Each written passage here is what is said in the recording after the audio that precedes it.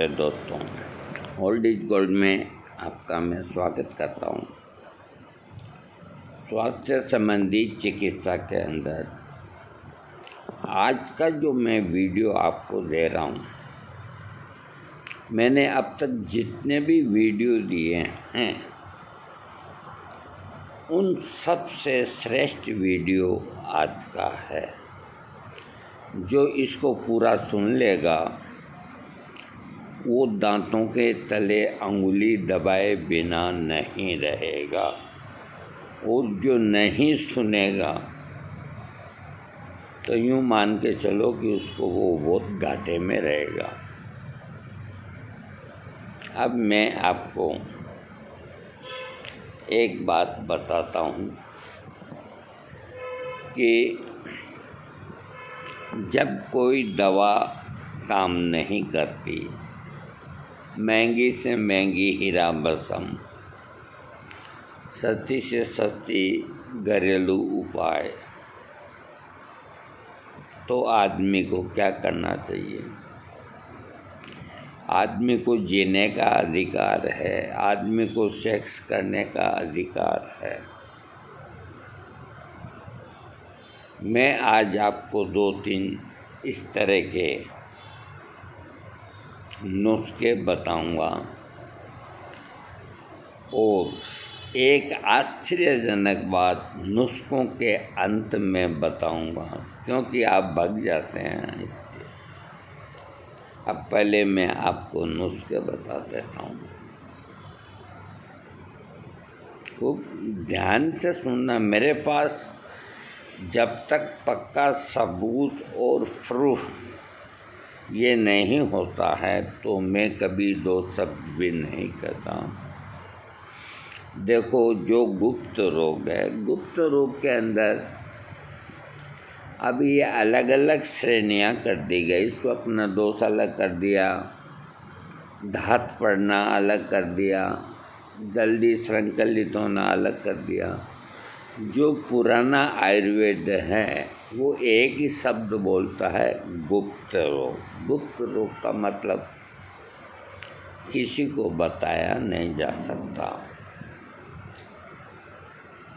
तो सबसे पहले मैं आपको गुप्त रोग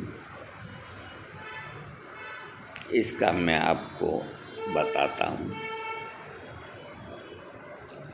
हाथी की लीद। हाथी की लीद के लेप को अपनी इंद्रिय में लगाने से हर तरह का गुप्त रोग दूर हो जाते हैं। हाथी की जो लीद होती है उसको लिंग के ऊपर लेप करने से 31 दिन 41 दिन तो हर तरह की लिंग की कमजोरी ठीक हो जाती है। ये कोई इतना मुश्किल काम नहीं हो सकता है, फिर भी किसी की जहाँ हाथी नहीं हो तो क्या करे आदमी। दूसरा, चूहे की मेंगनी। अब बोलो आप। चूहे की मेंगनी की भस्म बनाकर और सरह के तेल में मिलाकर लेप करने से लिंग मोटा हो जाता है और कई गुप्त रोग ठीक हो जाते हैं। अब बोलो, चूहे की मेंगनियों का कितना बड़ा काम है, और आप चूहे को यूँ ही समझते हो हर घर में मिल जाएगी ये। इसको एक बार और बोल देते हैं, चूहे की मेंगनी की भस्म बना लें, मेंगनियाँ इकट्ठी कर लें। देखो, मेरे को याद आ गया, आज से 35 साल पहले एक बहन बेटी को प्रेदर रुका नहीं, उसकी उम्र होगी, माहवारी जाने वाली थी, 56 या 57 साल की एज होगी उसकी। रक्तस्राव बंद नहीं हुआ। उस वक़्त यूटेरस वगैरह निकालने की कोई ऐसी व्यवस्था नहीं थी। गाँव में तो होने का सवाल ही नहीं। तो मेरे पास आए कि कोई ऐसी कोई दवा हो, तो सब वैद्यों ने दवा दे दी, वो कर दिया। मैंने कहा भाई देखो, इसकी दवा तो है, लेकिन तुम करो या नहीं करो ये मुझे पता नहीं। तो उनके परिवार का एक आदमी ने कहा कि कर लेंगे। तो मैंने कहा तुम एक तरफ चलो, तुम किसी को बताओगे नहीं, और ये मैं बताता हूँ जो प्रयोग कर लो। मैं कभी झूठ नहीं कहता। उस वक्त पंसारी लोग चूहे की मेंगनी बेचते थे। आज बेचते हैं या नहीं बेचते हैं मुझे मालूम नहीं, और अब इन बातों पे कोई यकीन भी नहीं करता। ब्लीडिंग होती है, डॉक्टर के पास जाते हैं, यूट्रस निकाल के फेंक देते हैं, 50,000 का बिल आ गया, 1 लाख का बिल आ गया, झंझट मिटा। पहले के कहाँ जाते हैं। तो चूहे की मेंगनी को लेकर के थोड़ा उसको आप तवे के ऊपर डाल दें, एक मुट्ठी। एक मुट्ठी का मतलब आप 20-30 ग्राम डाल दें और मंद आंच से गरम करें, और लोहे के उससे हिलाते रहें। जब आपको लगे कि वो जल गई है तो उसको नीचे उतार के और बिल्कुल साफ जगह उसको ग्राइंडर में अथवा सिलबट्टे पे उसका पाउडर बना लें। और ये पाउडर बनाने के बाद एक शीशी के अंदर भर के रख लें। उसके ऊपर इसका नाम रख दें। इसमें लिखा है सरहा का तेल। तो आप जैतून का तेल भी ले सकते हैं, इसमें कोई फ़र्क नहीं पड़ता है। तो इसको लेकर के जो स्त्री की योनि होती है, तो योनि के अंदर कोई इन्फेक्शन हो या क्या हो, तो वहाँ की साफ़ सफाई पहले दाई माँ करती थी, बाकायदा ब्लेड मंगवाती थी। साफ़ सफाई करने के बाद बढ़िया जो रुई होती है, स्टेलाइजर रुई, तो करीब एक ले 20-25 ग्राम मेंगनी की जो भस्म, ये आप 50-60 ग्राम तेल के अंदर मिक्स करके और मेहंदी की तरह कर लें, और उसका लेप। अब ये तो देखो ट्रेंड नर्स या दाई माँ ही कर सकती है, आदमी का बस का नहीं। उसकी योनि के चारों ओर अंदर की तरफ, बाहर की तरफ उसका लेप करे। इस तरह 3 दिन तक 3 लेप करने के बाद वो समस्या ठीक हो जाएगी बिल्कुल।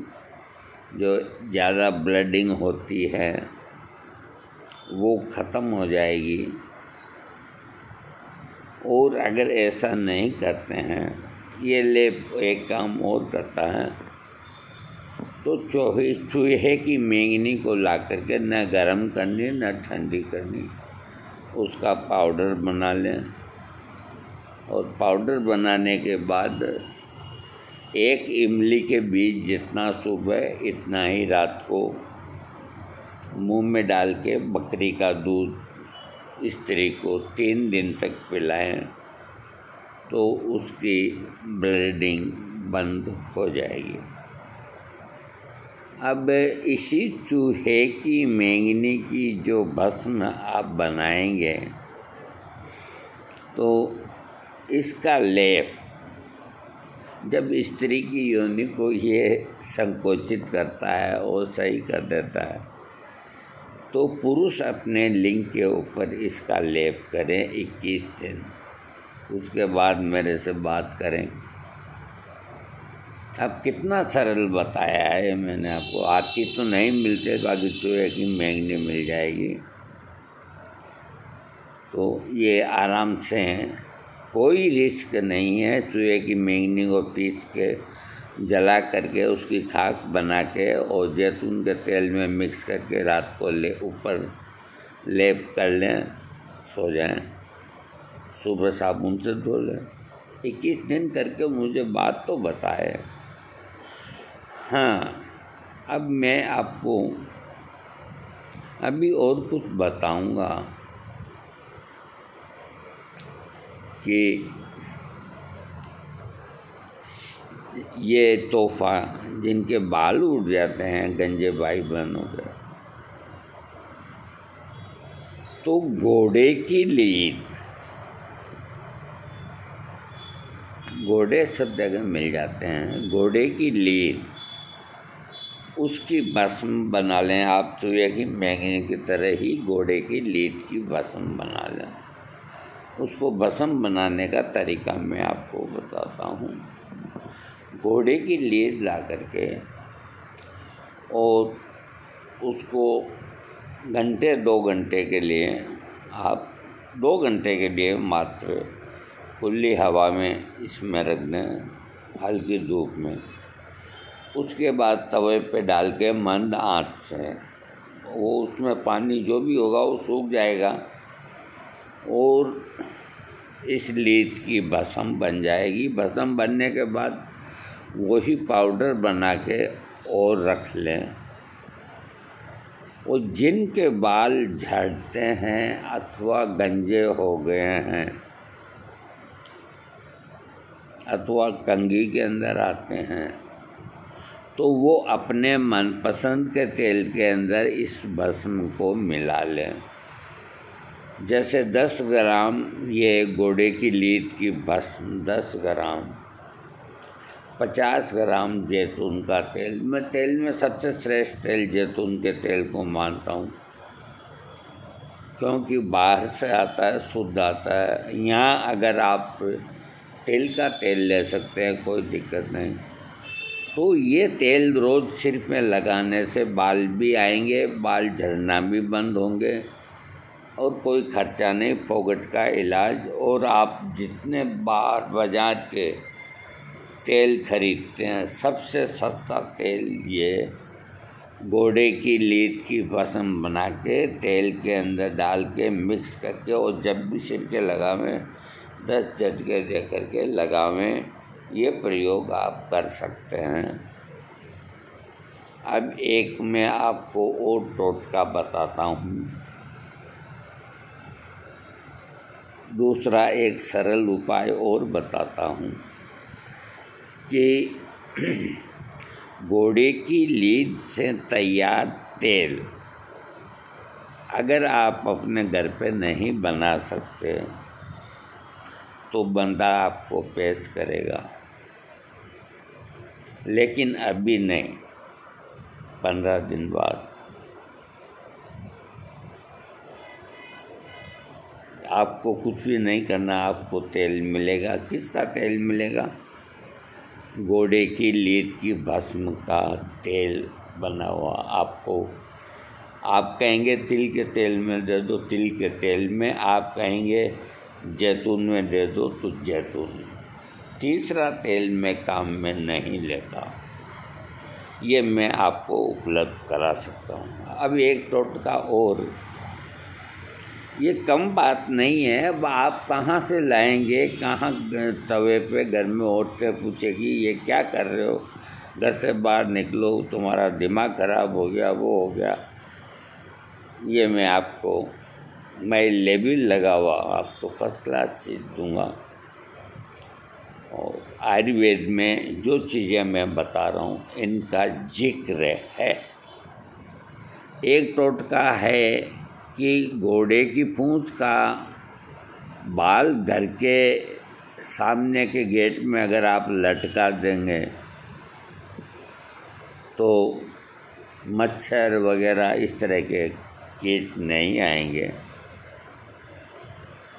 और घोड़े का पसीना आप अपने शरीर में जहाँ लगाएंगे वहाँ बाल साफ हो जाएंगे।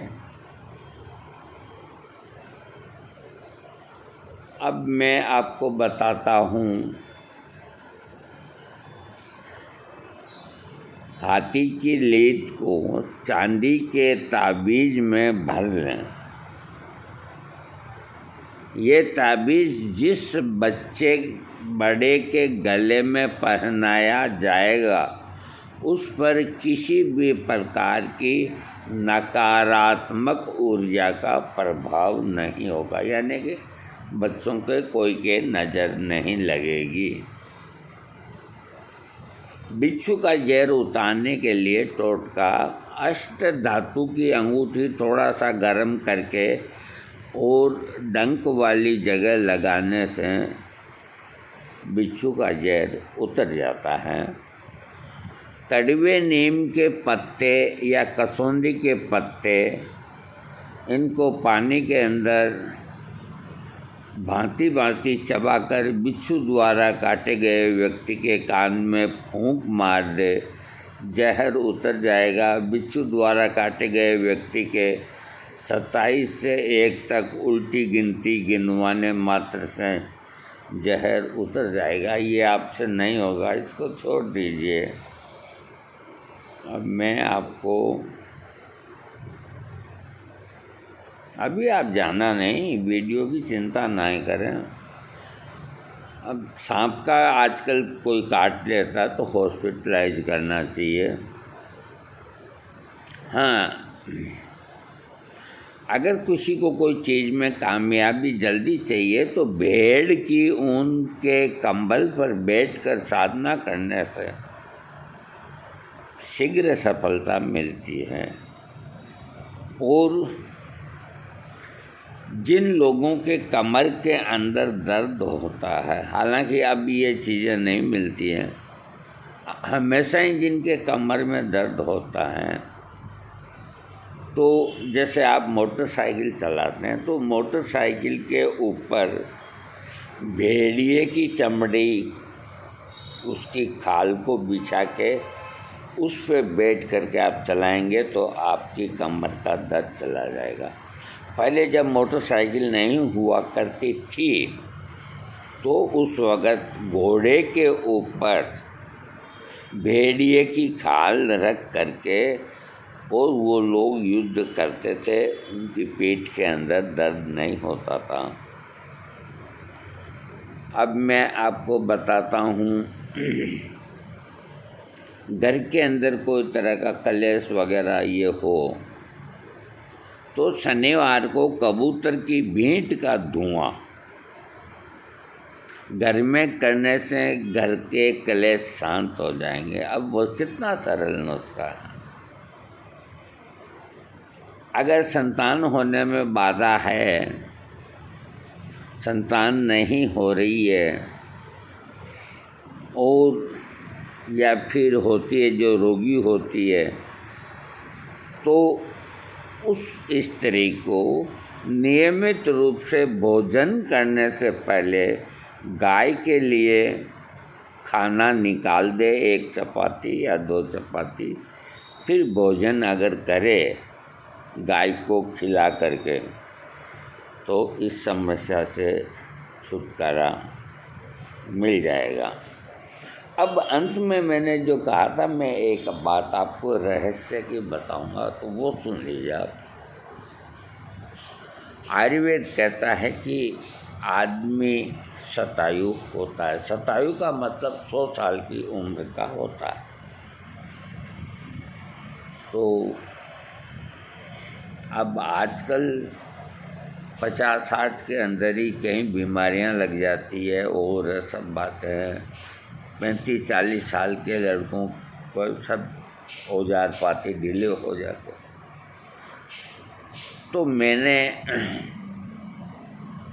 मुझे एक प्रमाण मिला 85 साल का आदमी का, और उसका जो लिंग है आप देखो तो बेहोश हो जाओ।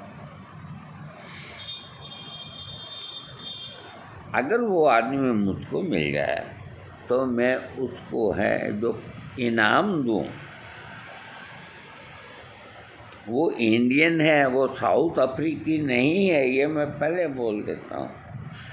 और 85 साल की उम्र के अंदर भी वो आदमी सेक्स करता है, इसका प्रूफ मेरे पास है, पक्का सबूत मेरे पास है। लेकिन ये हर एक को सार्वजनिक करने की बात नहीं। ये बात मैंने इसीलिए की है कि कई लोग मेरे से सवाल करते हैं कि हम 65 साल के हो गए, सेक्स कर सकते हैं या नहीं कर सकते। हम 70 साल के हो गए, अब हम सेक्स के लायक नहीं रहेंगे या नहीं रहेंगे। उनके लिए ये जवाब है कि 100 साल तक आदमी सेक्स कर सकता है। दोस्तों, आज का वीडियो थोड़ा अटपटा ही बना है, और जिसकी जिज्ञासा है वो मुझसे बात करके समझ सकता है। अब आप इसको भी अगर सब्सक्राइब नहीं करेंगे तो फिर किस वीडियो को करेंगे।